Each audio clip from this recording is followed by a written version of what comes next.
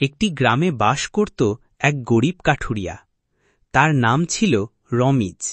সে প্রতিদিন সকালবেলা উঠে কাঁধে কুঠার নিয়ে নিকটস্থ জঙ্গলে যেত, কাঠ কেটে বাজারে বিক্রি করত এবং সেই টাকায় তার সংসার চলত।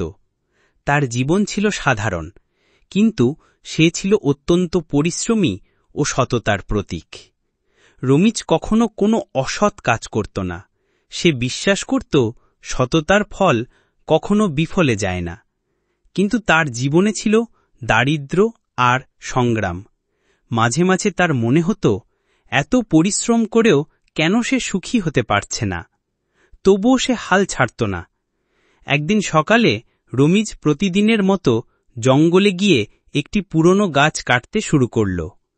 হঠাৎ তার হাত থেকে কুঠারটি পিছলে পাশের নদীতে পড়ে গেল। নদীর জল ছিল গভীর ও অস্বচ্ছ।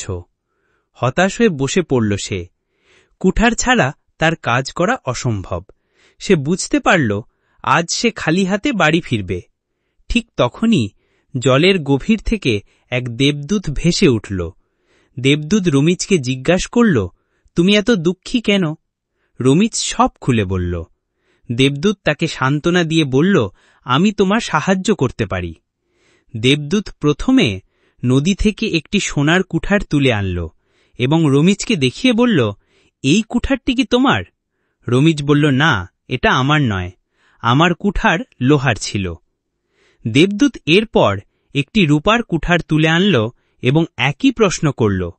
রমিজ এবারও বলল, না, সেটিও আমার নয়।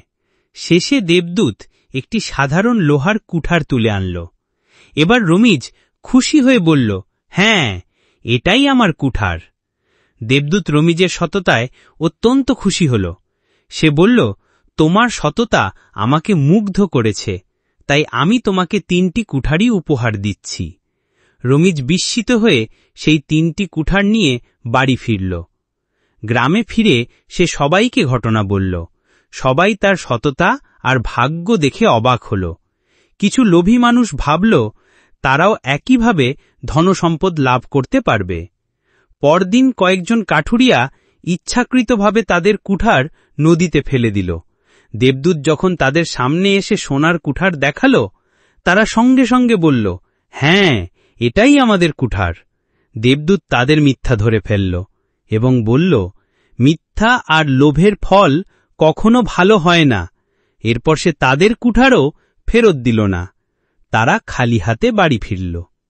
রমিজের সততার কারণে তার জীবনে সুখ ও সমৃদ্ধি ফিরে এলো। সে জানত সৎ থাকা কঠিন হলেও প্রকৃত পুরস্কার ধৈর্য আর সততার মধ্যেই লুকিয়ে থাকে। সে আগের মতোই পরিশ্রম করতে লাগল, তবে তার মন ছিল শান্ত ও তৃপ্ত। এই গল্প আমাদের শিক্ষা দেয়, সততা, পরিশ্রম আর সত্যের পথ কখনো বৃথা যায় না।